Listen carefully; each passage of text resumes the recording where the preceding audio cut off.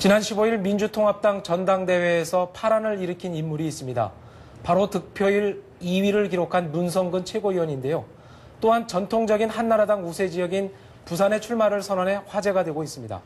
네, 문 최고위원이 연휴 기간 동안 살펴본 설 민심과 함께 또 총선에 대한 전망과 전략까지 직접 들어보겠습니다. 문성근 최고위원 자리했습니다. 네, 안녕하세요. 안녕하세요. 반갑습니다. 네. 문 최고위원님, 네. 부산에 출마를 선언하셨는데요. 네. 총선 예비 후보자 등록하셨죠? 네, 그렇게 이번 설에 부산에 다녀오셨을 텐데 그곳 민심은 어떻던가요? 네, 저를 붙잡고 이렇게 하소연하는 분들이 많이 계셨습니다. 네. 삶이 너무 어려워졌다. 바꿔달라. 이런 주문들이 굉장히 많으셨고요. 또 그 저축은행 사태의 경우에 정말 돈이 많은 분들은 미리 정보를 얻어서 다 인출해버렸고 정말 서민만 당하지 않았습니까? 그런 사건, 동남권 신공항 문제라든지 이런 부분들에 대한 그 분노가 아주 깊게 깔려 있어서 제발 바꿔달라 이런 주문들이 정말 많으시더라고요. 네, 또 부산 하면은 한나라당의 전통적인 지지 지역인데요. 네. 이렇게 적진의 출사표를 던진 이유가 궁금합니다. 부산과 어떤 인연이 있으세요? 글쎄 이걸 적진이라고까지 얘기하실 거 있습니까? 근데 2000년에 노무현 의원께서 이제 당선이 확실한 종로구를 버리고 마지막으로 출마했던 그런 지역입니다. 근데 이제 노무현 대통령께서 저를 이렇게 동생같이 봐주셨기 때문에 전 큰형님 같이 했고요. 정말 잘하려고 했는데 그분도 이제 고백하셨듯이 노동 문제를 놓쳤다, 복지를 제대로 확대하지 못했다 이런 아쉬움들을 많이 얘기하셨지 않습니까? 동생으로서 형님이 하려고 하셨다가 제대로 못한 일들, 또 좀 잘못한 일들 이런 부분들에 대해서 제대로 하고 싶은 마음, 그런 마음이 있습니다. 예. 그렇다면 대구나 TK 지역도 있을 텐데 부산을 택한 걸로 봐서는 밖에 사람들이 보기엔 너무 노무현 정서에 기대려고 하는 거 아니냐 이런 비판도 있을 것 같거든요. 네. 어떻게 생각하십니까? 그런 지적에는. 이를테면 노 대통령과의 인연만을 강조한다면 그렇게 평가할 수 있을지도 모르겠습니다. 그런데 정책적인 접근으로 얘기를 드리는 거죠. 그러니까 그 시민들 만나 뵀을 때 그 고통이 근본적으로 이 이명박 한나라당 정권의 정책적인 잘못인 거잖아요. 그러니까 대기업 중심의 고도 성장을 이루어서 낙수 효과로서 이제 서민도 삶이 나아진다. 이게 7, 80년대까지는 그런 현상이 있었는데 IMF 후에 완전히 없어진 현상이죠. 그러니까 잘못된 정책으로 해서 서민들의 삶이 이렇게 망가진 거지 않습니까? 그러니까 제대로 된 그러니까 이 국가 공동체 구성원들의 평균 행복 지수를 높이는 이 정책을 가지고 토론하자. 그렇게 말씀을 드리는 거죠. 네. 이번 설 민심으로 봤을 때 민주당의 총선 전망 어떻게 보십니까? 한나라당의 민심이 악화되고 있다고 하지만 그렇다고 해서 민주당이 그 대안이 될 수 있을까? 이런 여론도 있는 게 사실이거든요. 네, 그동안 이제 그 야당들에 대한 그 믿음이랄까, 신뢰랄까 이런 것이 좀 부족했던 것이 사실입니다. 그런데 이번에 민주통합당은 우리 사회에서 모일 수 있는 모든 세력이 다 모였습니다. 그러니까 정당권 바깥의 정치 세력, 김두관 지사, 문재인 이사장, 그다음에 시민사회 세력, 박원순 시장까지, 그다음에 우리 국민의 명령 시민들까지 다 모였습니다. 그야말로 전국 정당이 만들어졌고 또 통합만 이룬 것이 아니라 혁신도 이뤘죠. 그러니까 정당의 그 중요한 의사 결정에 시민들께서 핸드폰으로 직접 참여하실 수 있게 직접 민주주의적 요소를 도입했죠. 거기다가 정책적으로도 아주 진보적인 정책을 지금 제안드리고 있습니다. 그러니까 이제부터는 그 믿음을 충분히 가지실 것이다라고 생각되고요. 통합 이후에 대략 정당 지지도가 한 15% 정도 올랐습니다. 오늘 발표는 지금 40%로 그리고 한나라당과 10% 이상 격차가 나기 시작했거든요. 그러니까 이제 국민들께서 믿음을 갖기 시작하신 것이 아닌가 싶어서 아주 기쁘게 생각합니다. 네. 부산 지역 총선 전망 좀 한번 해보겠습니다. 이제 부산 지역은 전통적으로 한나라당이 우세한 지역이었습니다. 그리고 지금 그 문 최고위원께서는 문재인 노무현재단 이사장 그리고 김정길 전 장관, 김영춘 의원 등과 함께 이제 PK 지역에서 총선 승리의 교두부를 확보하겠다 이렇게 밝히셨는데 지금 부산 지역 이번 PK 총선 전망은 어떻게 보십니까? 일단 한나라당의 실정에 대한 실망을 넘어서 분노가 있기 때문에 실질적으로 집권 대체 세력을 원하고 있었던 것이죠. 그런데 그동안의 야당이 분열돼 있고 또 지역적인 한계가 어느 정도 있는 그런 정당 구조였기 때문에 선뜻 한나라당으로부터 마음은 떠났는데 선택할 정당이 없었던 거죠. 근데 이제 민주통합당이 집권 대체 세력으로 이렇게 보이기 때문에 우리가 민주정부 10년에 대한 처절한 반성, 무엇이 잘못됐나, 그거를 토대로 해서 2013년 이후에 우리가 어떤 사회를 만들고 싶은가, 이런 것을 구체적으로 말씀드리면, 충분히 선택을 해 주실 것이다. 이렇게 자신합니다. 몇 석 정도 가능할 걸로 점쟁이는 아니고요. 대략 이 부산, 울산, 경남에서 10석에서 15석 정도를 우리가 받을 수 있다면 그러면 안정적인 다수당이 될 것 같다. 그렇게 네. 기대합니다. 네. 또 이 석패율제에 대해서는 네. 조건부 찬성 입장을 보여주셨습니다. 석패율제 잠시 설명을 드리자면은 당의 열세인 지역에 출마를 했다가 좀 득표를 많이 했지만 아깝게 떨어진 후보를 구제하자 이런 게 석패율제인데요. 이렇게 조건부 찬성 입장이라고 하면은 구체적으로 어떤 입장이신가요? 그 석패율 제도가 물론 일종의 궁여지책이죠. 그러니까 민정부 10년 동안에 선거법 개정을 하려고 굉장히 노력을 했습니다. 근데 지금의 소선거구제가 한나라당한테 워낙에 이로우니까 한나라당이 동의를 안 해준 거죠. 선거법 개정은 여야 합의 사항이거든요. 네. 안 되니까 그냥 궁여지책으로 석패율 제도를 얘기를 하고 있습니다. 근데 근본적으로 좋은 방안은 정당 지지도가 의석수에 정직하게 반영되는 제도가 제일 좋거든요. 그게 이제 소위 지금 독일식 정당 명부제입니다. 그러니까 독일식 그러니까 민주 진보 진영이 힘을 합쳐서 우리가 다수당이 되면 독일식 정당 명부제 도입을 위해서 노력한다라고 약속하고 그러고 그다음에 진보당과 합의가 된다면 도입을 검토할 수는 있다. 네. 네, 이런 생각입니다. 예. 최 의원님, 이제 네. 총선이 한 70여일 남았는데요. 네. 뭐니 해도 선거에서 제일 중요한 건 어떤 사람을 내세우냐 문제고 결국에는 이제 공천 기준과 공천 방식일 텐데요.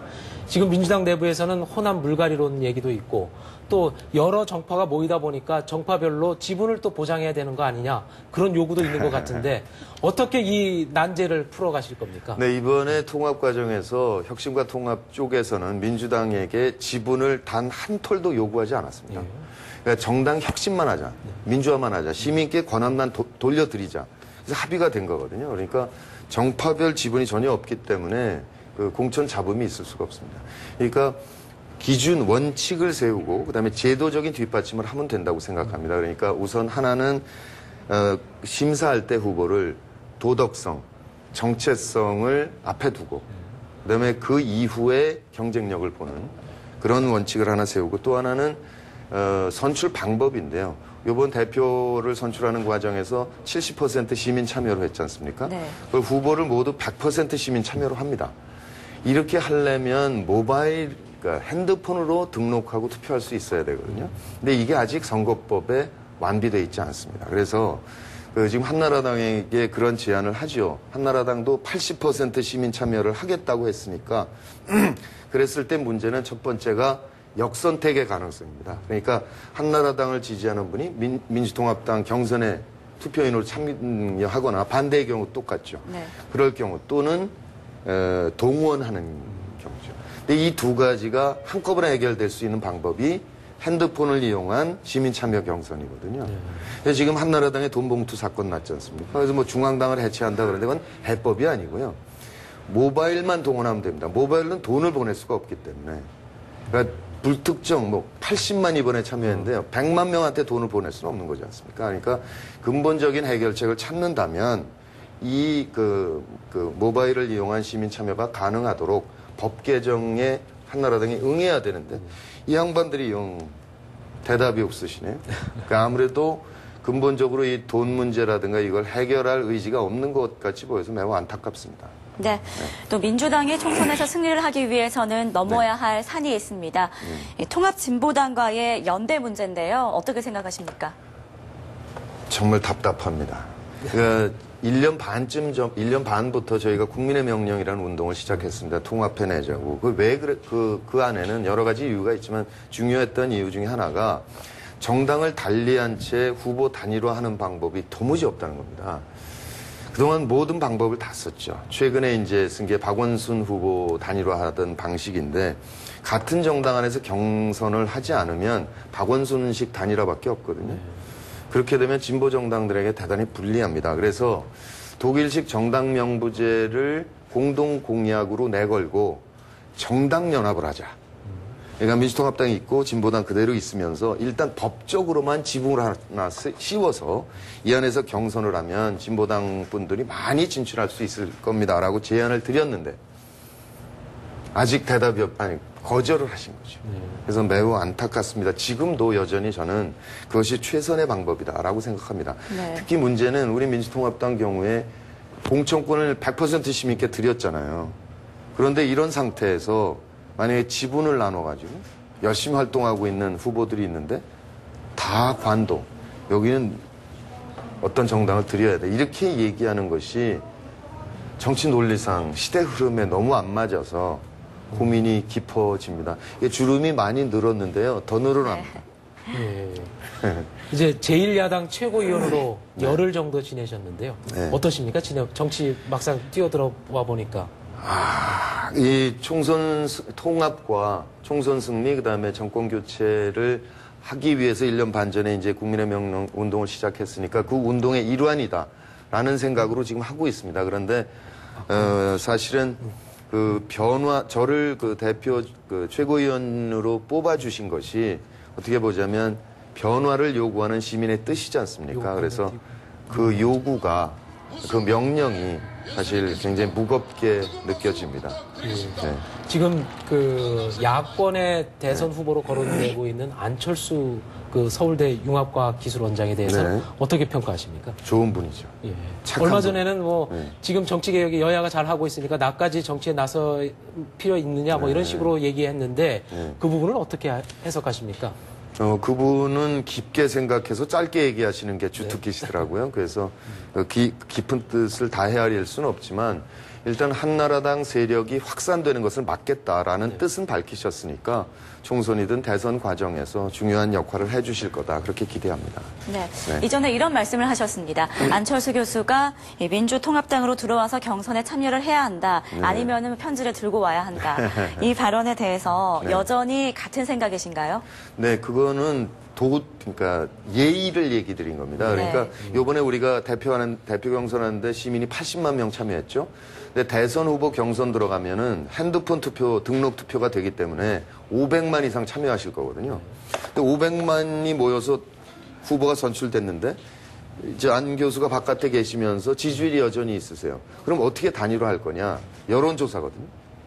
그러면 500만 명에 대한 예의가 아니잖아요. 그러니까 대통령 후보로 뛰실 생각이 있으시다면 민주통합당이 국민참여 경선을 할 때 참여해서 국민의 선택을 받는 게 국민에 대한 예의가 아닐까 그런 뜻으로 말씀드린 겁니다. 예. 네. 지금 한나라당은 박근혜 비상대책위원장이 이끌고 있는데요. 선친이신 두 분의 선친을 비교해 보면 아주 악연이라고 할 수밖에 없는 그런 관계이신데 문 최고위원께서 보시기에 박근혜 비상대책위원장은 어떤 분이십니까? 곰곰이 생각하셔서 이렇게 조용히 얘기하시는 분이죠. 근데 사실 보면 정수장학회 문제라든지 또 이런 부분들에 대한 자신의 입장을 뚜렷하게 얘기하신 적이 없어요. 그리고 지금 이명박 한나라당 정권의 이 적폐가 쌓이고 있는데 이 부분에 대해서 뚜렷한 입장도 역시 없으십니다. 그러니까 그 비상대책을 마련하시려면 지금까지 있었던 문제에 대한 적어도 사실관계는 밝히고 그러고 나서 비상대책을 세워야 효과적이지 않을까 그렇게 생각합니다. 네, 그렇게 정치활동으로 눈코 뜰 수 없이 바쁜 와중에서도 영화 부러진 화살에 출연을 하셨습니다. 자, 이렇게 특별히 출연하신 이유가 궁금하거든요. 일각에서는 문 최고위원께서 사법부의 개혁 의지를 가지고 있기 때문에 출연한 게 아니냐 이런 의견도 있습니다. 네, 그거는 그 책을 제가 먼저 읽었어요. 근데 정말 이건 영화 소재다. 제일 좋은 분은 정정감독이다. 이렇게 판단하고 책을 드렸거든요. 그랬기 때문에 저로서는 이제 처음에 이 시동을 건 사람으로서 꼭 같이 하고 싶었던 마음이 있었고요. 그 책을 보면서 느꼈던 것은 우리가 검찰이 하도 도드라지게 못된 일을 많이 하니까 검찰 개혁만 관심이 있는데 사법부 부분도 정말 관심을 가져야 된다라는 점을 알리고 싶었다는 것이 맞죠. 그 영화화를 권유한 이유가 그거라고 볼 수 있겠죠. 네. 끝으로 짧게 앞으로의 뭐 각오나 계획이 있으신가요? 네, 그 시민과 함께 시민 속에서 희망을 만들어가고 싶습니다. 이번에 이제 통합 과정에서 민주통합당은 그 당대표도 물론이지만 4월 총선의 후보의 선출권도 100% 시민들께 드렸거든요. 제도를 완벽하게 민주화했습니다. 세계 최초로 정당이 직접 민주주의 요소를 받아들였습니다.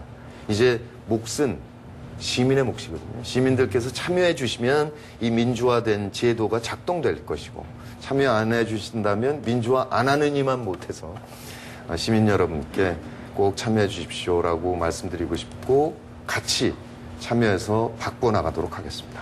네, 알겠습니다. 지금까지 문성군 민주통합당 최고위원이었습니다. 고맙습니다.